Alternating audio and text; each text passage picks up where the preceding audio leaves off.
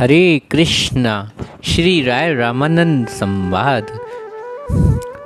श्री जिनकी प्रेरणा से अहेतु की कृपा से दीनहीन मैं श्री राय रामानंद संवाद की विभूति नामक व्याख्या करने में प्रवृत्त हुआ, उन श्री विष्णुपाद अष्टोत्तर श्री श्रीमद् भक्ति प्रज्ञान केशव गोस्वामी श्री चरण कमलों को कोटि प्रणाम करता हूँ।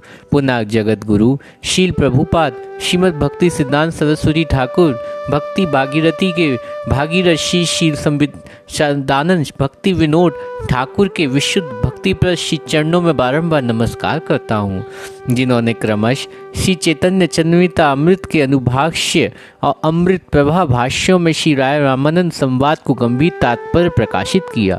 तत्पश्चात गौरांग महाप्रभु की कृपा से रस सागर को परिवर्धित करने वाला विशाखा सखी रूप श्री राय रामानंद के श्री चरणों में आत्मसमर्पण करता हूँ।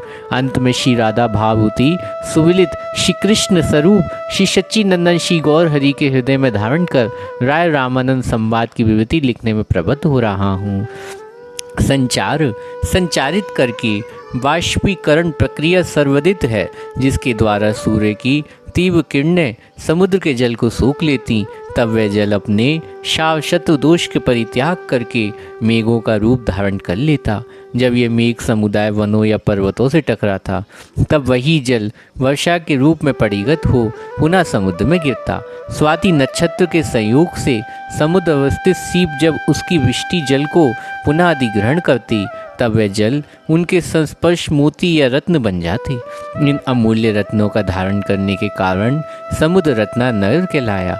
इसी रूप की संगति करते हुए ग्रंथकार कहते हैं कि श्री चैतन्य महाप्रभु ही भक्ति सिद्धांत रत्नावरिधि और श्री राय रामानंद पीयूष मेघ भक्ति तत्व रूप की जल धाराओं की निखिल जलधि स्वरूप श्रीमन महाप्रभु ने वाष्य सदृश अपनी दास्य संख्य वात्सल्य तथा मधुर रसमयी अमृत धाराओं का अलिक्षिप्त रूप से श्री रामानंद के हृदय में संचार किया। इन्हीं धाराओं की कड़ समीपों में पुनः उपलब्ध किए जाने पर अप्रितम धाराएं सिद्ध रतन बन गए और इनका पान करके कारण महाप्रभु जी भक्ति सिद्धांत रत्नागर बन गए। इस आश्रय को राय रामानंद जी ने स्वयं प्रकट किया। एतत् तत्व मोर चित्त केल प्रकाशन ब्रह्मा के वेद येन पढ़ाई नारायण अंतर्यामी ईश्वरे ऐरति है बाहिर न कहे वस्तु प्रकाश हृदय। रसिक वह श्री रामानंद राय भक्ति सिद्धांत के अगाध अमृत समुद्र श्री गौरांग महाप्रभु नित्य पार्षद यह भक्त मेघ परम मनोहर परम अविष्ट परम लोभनीय पथा परम अस्वाद है। इस मेघ को राम नाम से अभिभूत किया और श्लोक के प्रयुक्त विशेषण भक्त से तात्पर्य की मात्र भक्तजनों के चित्त में भक्ति तत्व स्फुरित हो जाता, दूसरे इसके प्रकाश की शक्ति को धारण करने में सामर्थ नहीं हो सकता। श्रीमन राय रामानंद वही मेघ भक्त हैं जो महाप्रभु जी के निज विषयक और भव सागर भक्ति सिद्धांत को धारण कर पुनः वर्षण कर रहे हैं। भक्त हृदय में भव सागर परिसंचित होकर ये भक्ति वर्षा और भी निवर्चनीय आस्वादन चमत्कारिता महाप्रभु जी अनुभव करा सकी। स्वभक्ति सिद्धांत चय अमृतानी अर्थात निज विषय भक्ति सिद्धांत समूह, यह भक्ति सिद्धांत समूह ही अमृत स्वभक्ति अमृत चरी चिरात करुण वय तीर्ण कलौ संपित मुतुल जल सम सभी भक्ति श्रियम। तात्पर्य यह है कि अमृतमय सेवा स्वरस की उपासना मंजरी वृंद की अनुगत्यमयी सेवा यही जीवन की मात्र परम साध्य वस्तु है। श्रीमन महाप्रभु जी से पूर्व किसी ने साधक को सम्मुख प्रकट नहीं किया। इस मंजरी सेवा में श्री राधा जी के प्रति स्थायी भाव होता है, जब श्री कृष्ण प्रति संचारी भाव इस सेवा में कृष्ण के प्रति इसलिए की जाती है कि वे राधा जी के सुख देने के प्राण पल्लव उनके इस प्रकार भक्ति सिद्धांत या अमृत के समान कहा गया है। संशिता स्वतः भक्ति सिद्धांत अमृत मधुरात्मक रानुग रूप अनुरग विशिष्ट प्रति सिद्धांत है। सत्य सर्वदा आनंद स्वरूपा होने में परम असाधुनीय है।